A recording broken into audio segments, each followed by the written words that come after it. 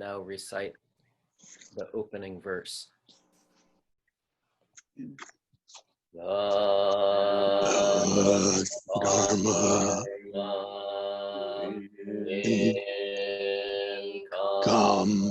incomparably profound and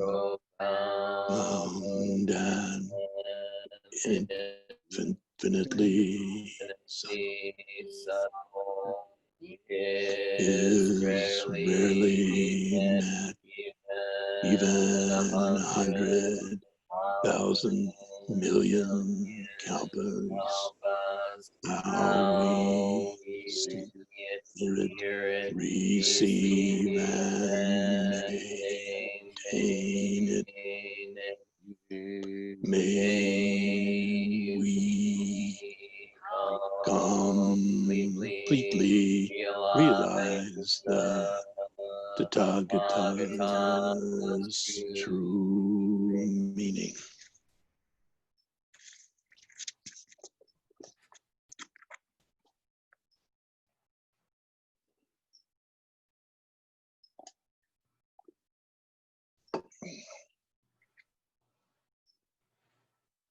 Morning, everyone. It's a pleasure to be asked to address you this morning. My name is Ed Genzen Cadman. I've been coming to Sonoma Mountains since 2006, studying with Roshi and Shinko and Yose Kash and all the residents, and gratefully was ordained by Roshi on February 1st of this year. So, what a interesting day to be asked to give a talk. In America, we have Independence Day, 4th of July, founding fathers finally signing a document of independence from England. But here we've been practicing moment to moment sesshin. So just to beginning my talk, and I have some notes, so I'm just going to be kind of twisting my head back and forth. What does it mean to be a Zen student on Independence Day? Could it mean that even though we're living alone, self-isolating in our own apartment, in my case, the Esperanza Apartments in Seattle, and it's advertised as independent living for adults 55 and older, mostly it's 70 and older, we're part of something greater, independent, but part of something greater. I live alone inside my one-bedroom apartment, but I'm connected to a vast interconnected network. This network is composed of my family and friends, but also something far wider and more vast. In Zen, we call this vast network the Sangha. We call it the Dharma. We call it the Buddha. I'm a member of Sonoma Mountain Zen Center Genjoji, and I learned from our teachers about the Dharma, the truths of existence, especially as passed down from Shakyamuni Buddha. So even though I am independent and practice in my own living room through the wonders of technology, Zoom and my iPad, I'm also more vast, connected to vastness. And through Zen practice, I learned to join this vastness and still continue to be Ed in unit E112. So independence in Zen means my small solitary me actually joins larger groups and more intricate teachings. And though I live vitally in the year 2020, I'm connected to teachings and communities of learners which extend back for thousands of years. Independence looks more like interdependence. I'm here in my living room, and you are all here too. And all the teachings, let's imagine them to be the moon. And though I'm just a single dewdrop, I reflect the light of the moon. Each of us dewdrops reflects the moon, the Dharma, the teachings. And although we learn, study, even memorize the wise insights of Buddha and the myriad teachers inspired by him, we also use our ancient method of merging with not only these teachings, but with the very world that they come from, are now and will be, as if they are all happening at once, because they are.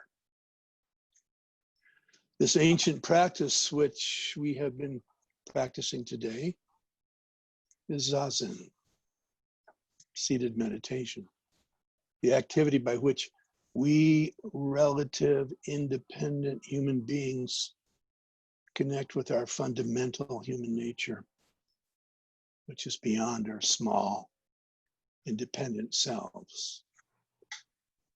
We all know Zen is a physical process, engaging us in focused observation of our thoughts, feelings, and body. We know this. Many of us have engaged with Zazen practice this morning already for hours. Even though we are in our homes, instead of having traveled to Santa Rosa, California, through the circumstances of needing to protect our health, we now can join our teacher, our abbots, our friends around the world through using Zoom and the technology which supports it. Amazing.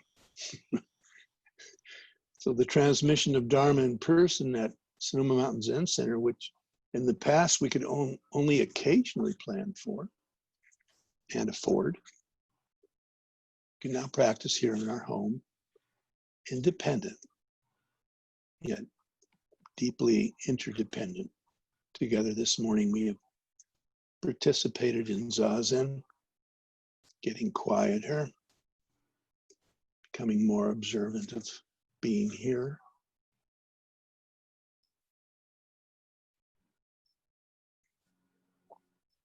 As many of you know, Sonoma Mountain Zen Center offers a weekly online study group. We've been discussing passages from the book, Deepest Practice, Deepest Wisdom, Uchiyama Roshi's commentary on 3 of Dogen's fascicles. Dogen, our great founding father teacher, founding father of Soto Zen, who wrote these fascicles around the year 1240. A few weeks ago, we encountered the following quote. It was actually written by Shohako Okamura, one of the editors of the book, translators. But it's a simple explanation of what we've been practicing today on Zazen. And Okamura writes, I do nothing but keep an upright posture. I keep my eyes open and let go whatever comes of my mind. Breathe deeply and smoothly into my abdomen.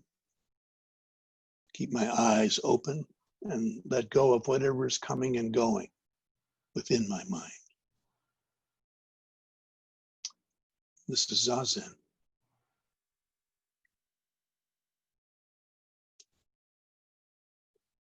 In these weeks of stay at home, we have adapted to meditation practice as we have never been able to do before. From my own living room, every morning, except Sunday, I've been able to join you all in Zazen, day after day, week after week, And we're going into our 4th full month.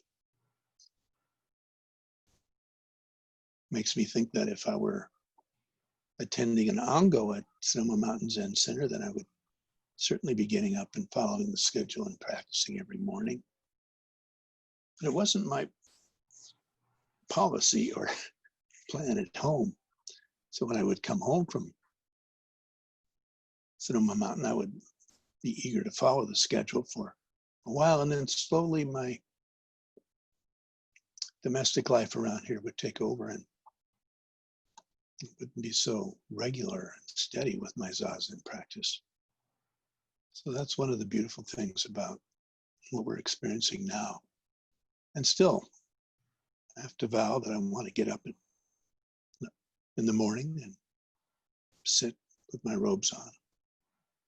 It's wonderful. So this Tuesday, the study group I mentioned will be discussing Uchiyama Roshi's commentary on Dogen's Shohaku Makusa. We read through the fascicle last week. This is translated as as refraining from evil. And here, Dogen is investigating how Zazen practice helps us personally clarify our minds to experience deeply the refraining from various evils and the carrying out of all sorts of good actions. In his commentary, Uchiyama adds his insights into the process of Zazen practice. And let me just read from the book for a couple paragraphs. So those of you who aren't at the discussion group will know what I'm talking about. So Uchiyama says, when we do Zazen, everything is seen as having equal gravity. All things take form on the foundation of our own personal life experience. This is why Zazen is also called Toji, translated as all things are regarded equally or impartially. Ordinarily, we live in a world we ourselves have created in which we think this is good, that is bad, or I loathe that, but I like this, etc. But before Zazen, everything is laid out on a foundation of equality or impartiality. When we are actually sitting Zazen, a whole myriad of thoughts and feelings bubble up. But since doing Zazen is different from just sitting there thinking, we let go of whatever is on our mind and return to Zazen. Suddenly, all the thoughts that had appeared so clearly until now simply vanish. And we are back looking at the wall. Living a life of Zazen is never a matter of throwing out the bad and picking up only the good. Zazen is not a matter of grabbing onto some satori and throwing away all delusion. Rather, a life of Zazen is seeing them both with an impartial eye. This is where, for the first time, Toji comes into play. So,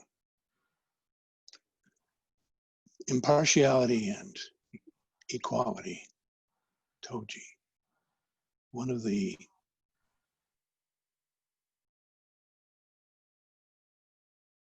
results of experience Zazen, deep Zazen, steady practice.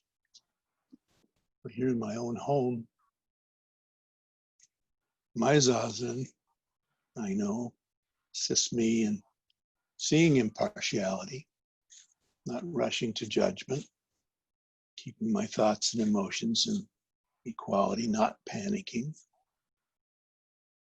Last Tuesday, I conferred with Kwang Roshi in a Zoom interview to talk about today's talk, and Roshi shared with me some of his thoughts about how Zazen as Toji affects us.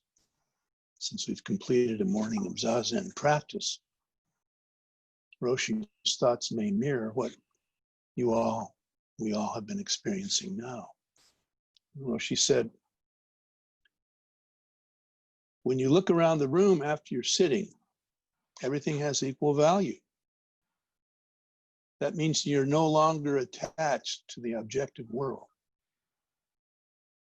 In your meditation practice, since the activity of desire, thought, intent, and will are not present, when they're not there, the stillness is there. The stillness means that the small mind is not active. You're in the big mind now. And when you look around the room, everything has equal value. That's Toji, equal value. There's no more subjective and objective world. That's pretty fantastic. That's one of the first realizations. Deep and profound, meaning there's no desire, grasping or pushing away, wanting, not wanting. You know, when Roshi mentioned this, I think of this stage in my morning practice.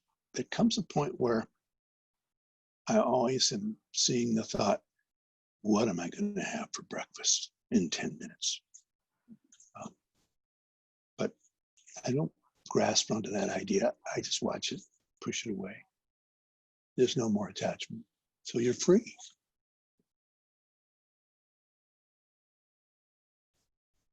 So today with the Sesshin experience, do we experience Zazen as Toji?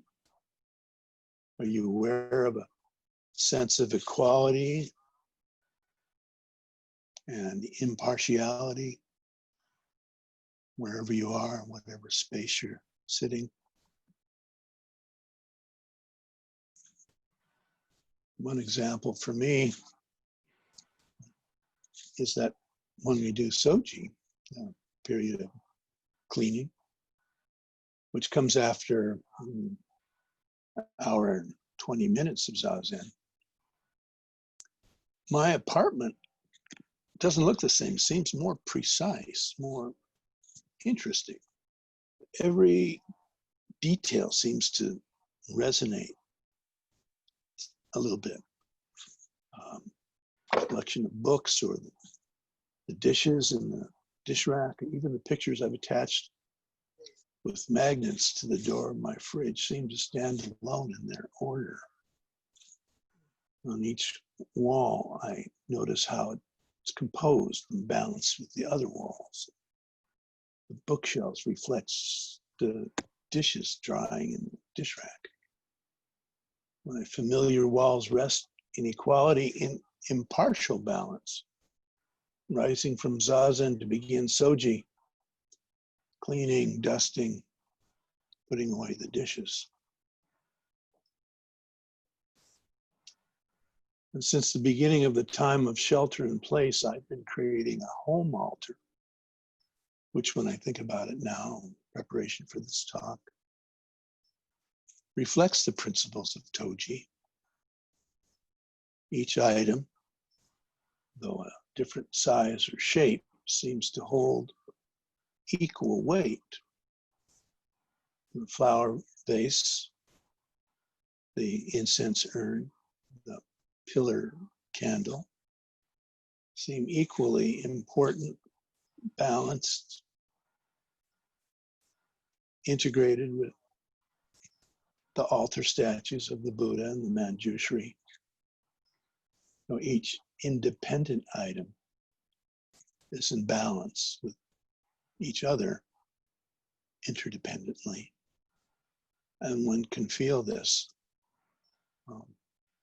strength, this gravity, sitting in Zazen But my altar has got through some changes to arrive now at the feeling I feel now, equality between the objects and the peacefulness and order reflected.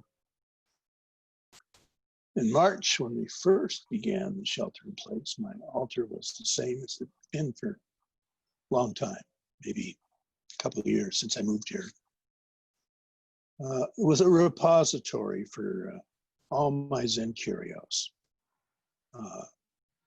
I'd go to Sonoma Mountain and come back with a lovely little wooden Buddha, and that would go on my altar.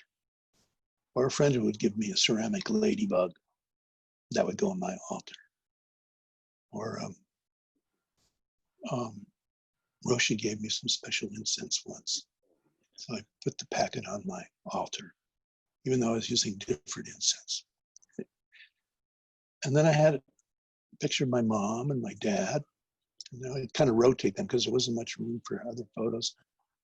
Several different teachers I'd met along the way. A picture of Roshi and Sanam Sunim, Zen Master Sangsen. They were all on my altar. And a little ceramic Buddha with a little black Buddha about yay high. And around his neck was a little Hello Kitty bell. So I love these things, but they didn't reflect the gravity and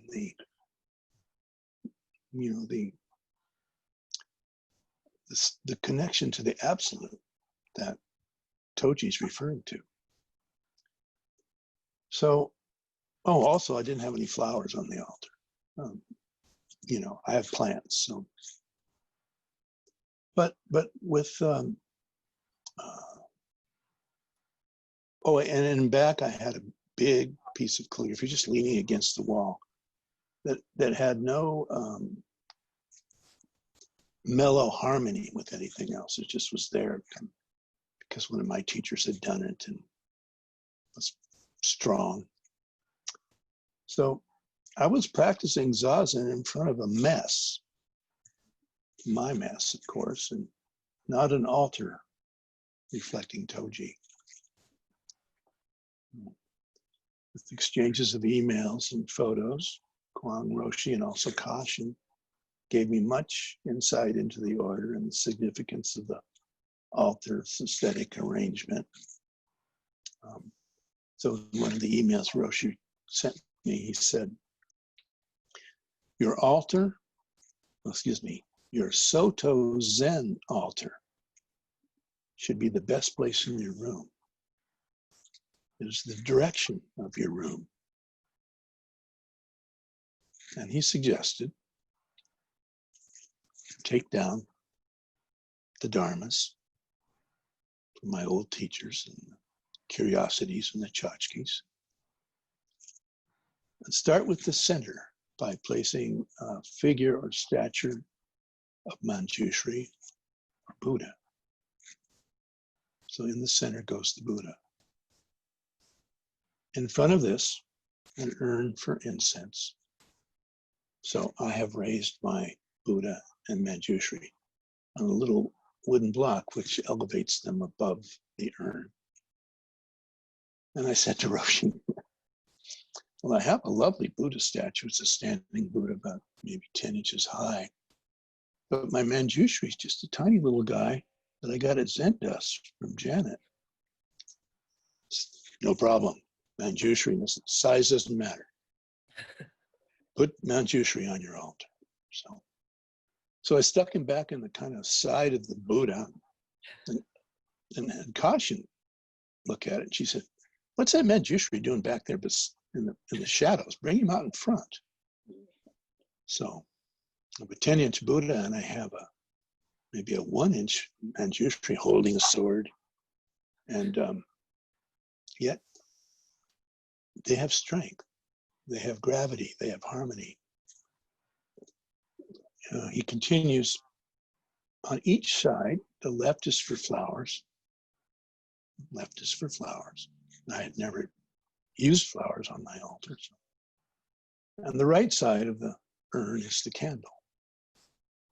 So flowers, urn, candle. In the middle, raised on a block, the Buddha, the Manjushri. He also writes, right behind the statue could be a framed photo of Buddha, Bodhisattva, or your teacher. And you may place one personal thing on the altar that inspires you to Zen practice. So my personal thing is a little beautiful celadon teacup that my friend gave to me, Lynn Moser, who's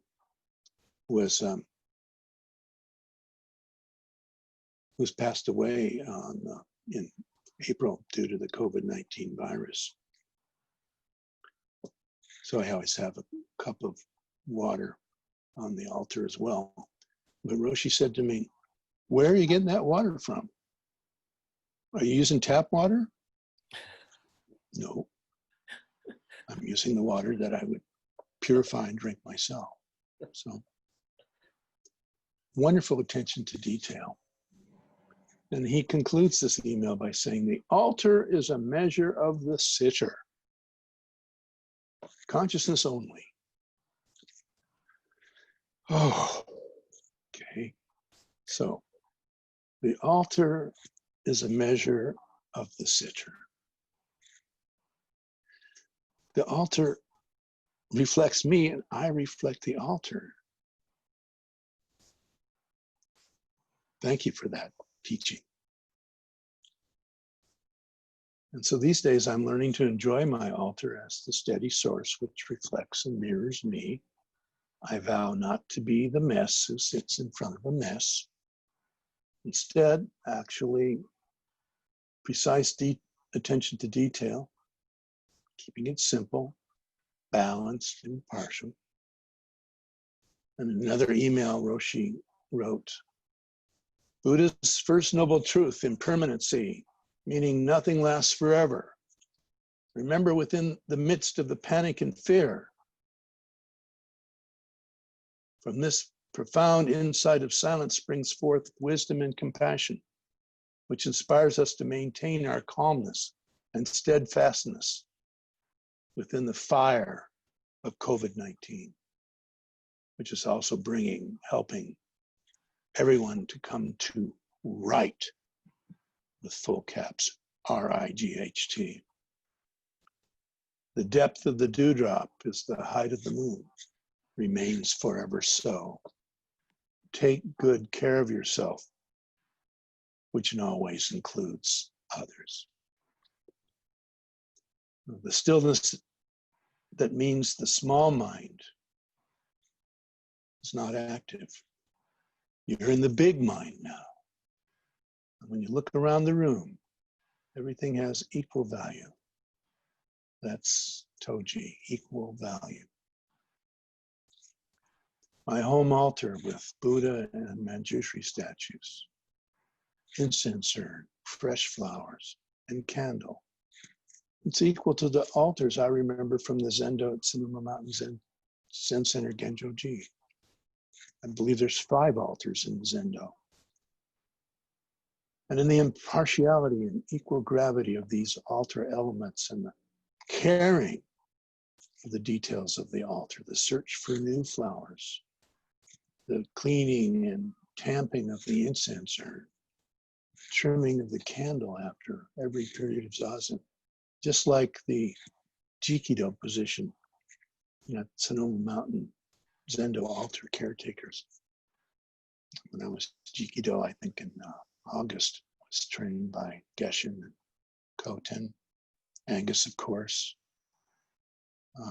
Chohan, and even Yose came and showed me the great way to clean the incense urn and take out the little bits of incense that's still left behind. Home ritual is essential, Roshi explained to me, to establish and activate the home altar we should do it. We should make the connection. If you're a tiny little space, he recommended just putting a box on the wall, hanging a box and making your altar in there. Connection takes us back to Sonoma Mountain Center, but links me more than that. It links me to the absolute. So independent Ed, living in an independent living apartment, is connected to the absolute. I'm connected to our home temple, our community,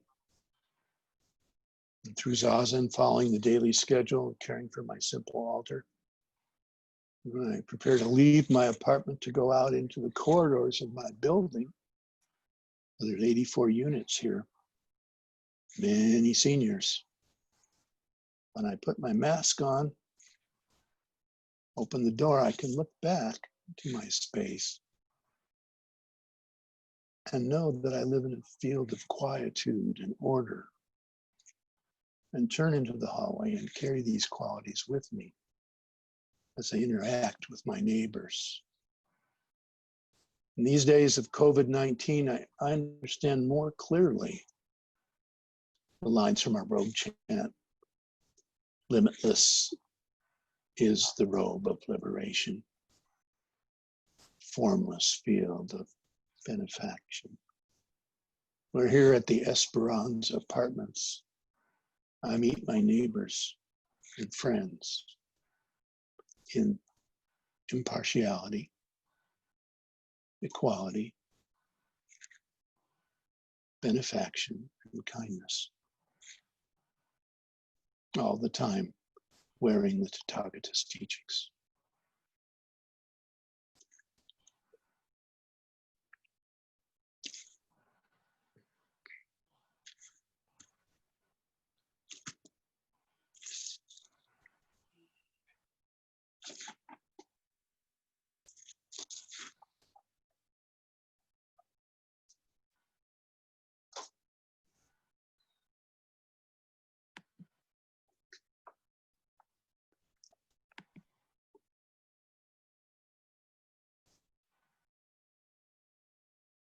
Hi, Ed. It's me, Cheryl. Hi, Cheryl. I just wanted to say hi. Hi. Thank you. It's really good to see you. Good to see you too. Cheryl, what's your Jukai name? Gyonyo.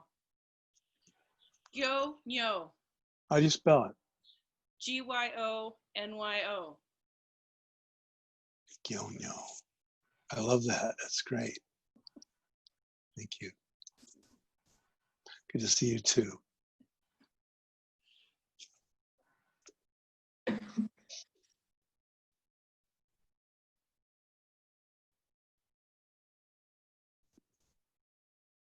Hi, Ed. Hi. It's Mandy. Hi, Mandy. How are you? Thanks for your talk. You're welcome. I was wondering, I'm inspired by your altar, and I was wondering if we could somehow have a picture of it, or if you could show it to us. Take a look at it. Yeah. Well, you guys want me to just get out of my guest chair and walk over? Yep. Yes. Okay, but let me unhook a few things here.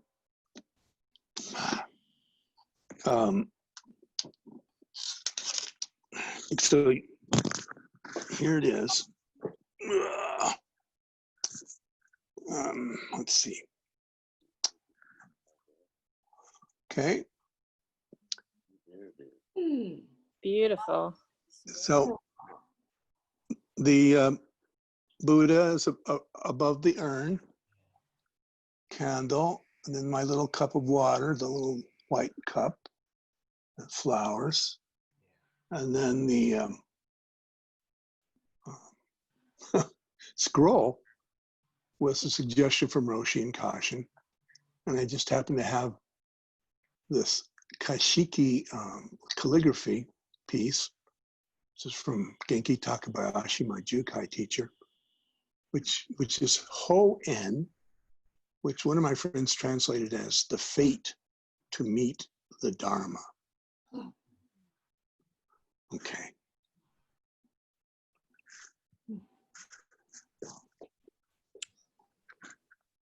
Thank you. And thanks for your talk. Okay, Mandy. So great to see you. Me too.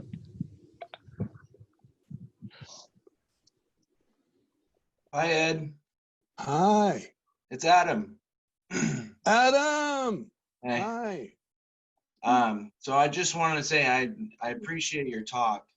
And I think it was one of the last times we saw each other in person, you gave me some great advice about memorizing the Heart Sutra. And I appreciate that you did that, and I've done it since, and it's very helpful. But I was wondering if there's something that I can read, or some article or book or some commentary on the Heart Sutra, because I want to know more about it. Well, yeah. Several things come to mind, Adam, but Roshi's book, No Beginning, No End, he discusses the Heart Sutra. Also, like Thich Nhat Hanh has several books just focused on the Heart Sutra. And then there's a book that I have by Roshi Glassman. I think it's called Infinite Circle. That's so Glassman, Thich Nhat Hanh, and Kwang Roshi's books. Kwang Roshi, yeah. Yeah. What was the name of the first one? No beginning, no end. No beginning, no end. Okay, I'll check it out. Great. Thank you, Ed. Yeah. I wrote, hi, Ann. Hi. It's me, Sally. Hi, Sally.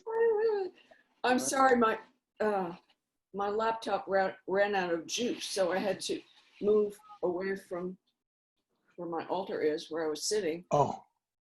to my living room. I see you. So I'm so glad to see you, and it was a great talk. I loved your talk. Thank you, Sally. Especially describing your altar, because I was just contemplating my little altar as well, and perhaps could be, it needs a manjushri, that's for sure, but but it has to be a really little manjushri. Call up Janet. Anyway, thank you. It was great to hear you and see you.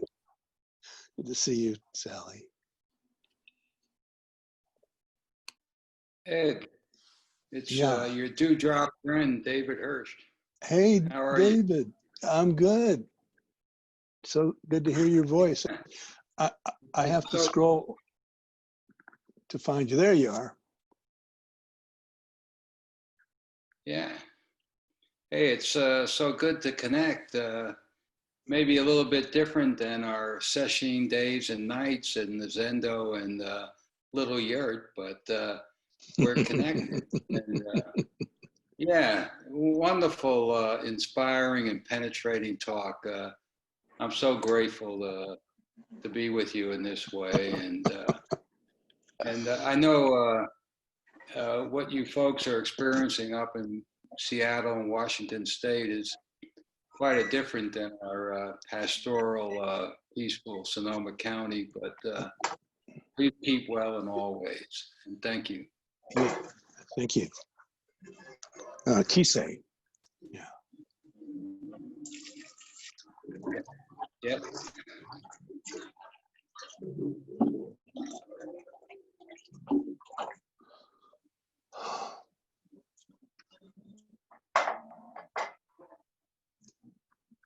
Okay.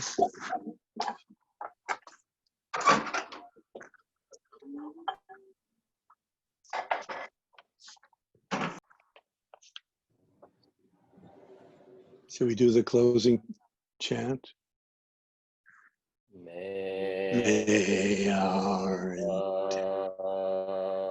merit of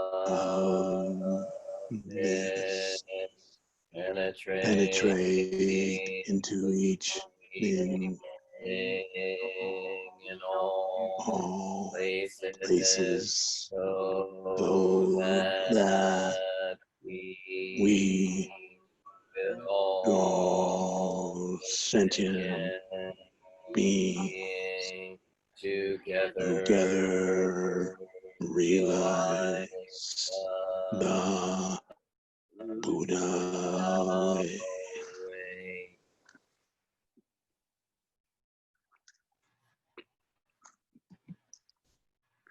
Thank you, Genzen. Thank you, Genzen. Bye. Bye, everybody. Yeah, thank you. Bye. Thank you, Ed. Happy 4th of July. Happy 4th of July. Yeah. Take me out to the ball game. Yeah. Happy 4th of July. Yeah. Take care, everyone. Bye. Yeah, bye. Thank you, Ed.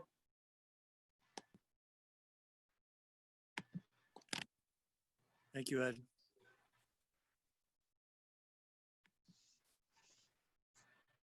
Happy Independence Day. Yeah.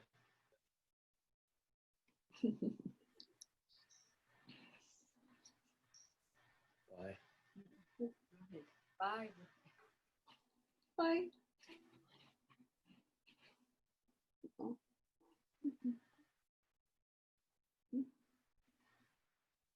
Bye, Kanan Sangha. Bye, Kanan Sangha. Good night. Bye. Good night. Bye. Thank you. Dobranoc. Dobranoc. Dobranoc. Good day. Good day. Yeah, yeah. Dzień dobry. Bye. Dzień dobry, dzień dobry. I do widzenia. Bye. Do widzenia.